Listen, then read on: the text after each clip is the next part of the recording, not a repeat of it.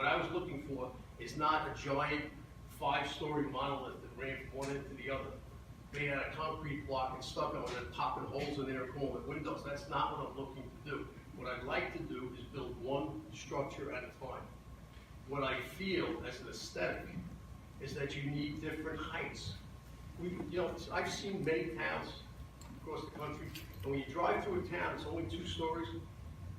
It's kind of blah.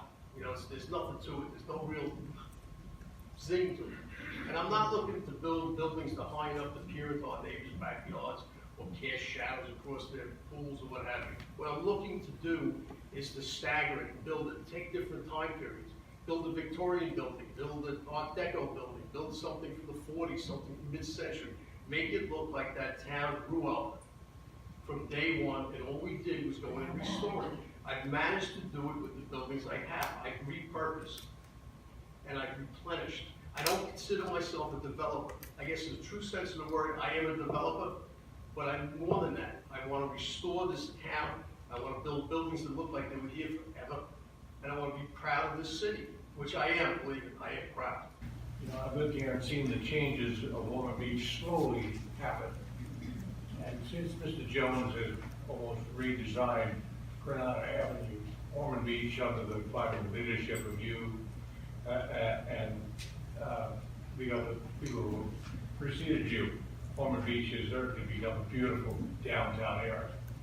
What he plans to do on New Britain Avenue certainly will improve the overall nature of this, will not destroy in any way those who are concerned about the historic nature of this town.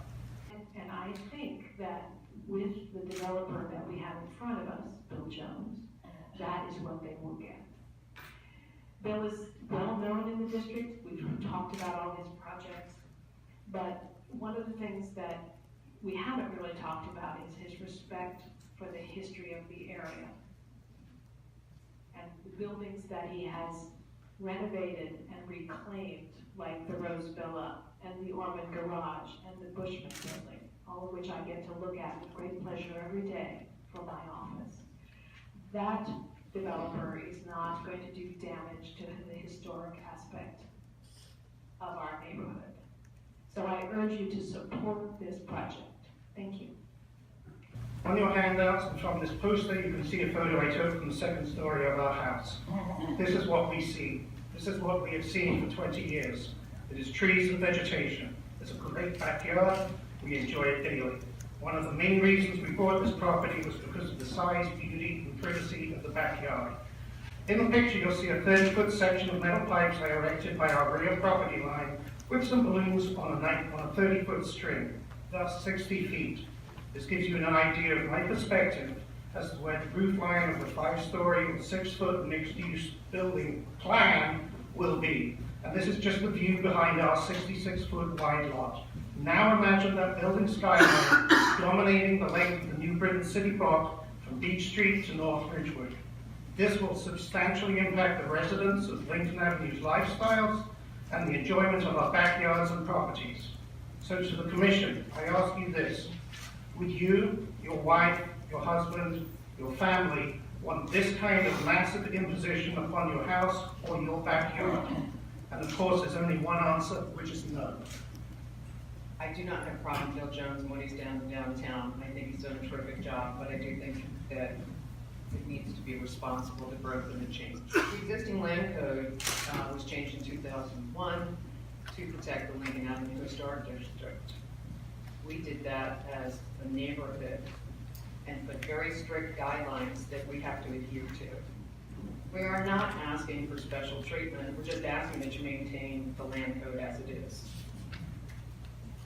There are no 5-story buildings on West Granada or the side streets. This is setting a precedent for that, abutting residential properties, not just the historic district, but any property that's owned. I'm comfortable with Mr. Jones as a developer because I've been here long enough to see the record of successes that he has created in the downtown. And to the folks that spoke against it, you spoke eloquently, and I appreciate appreciate you coming tonight to share your thoughts. So the most important thing is that we create a good record, both for and against, and that we listen to what our residents tell us and hear what their concerns are from both sides, for and against. I think we've done that tonight. I'm proud of our community for doing that. I look forward to seeing ultimately what you bring to us, and based on that, I'm going to support the LDC. It'll pass unanimously.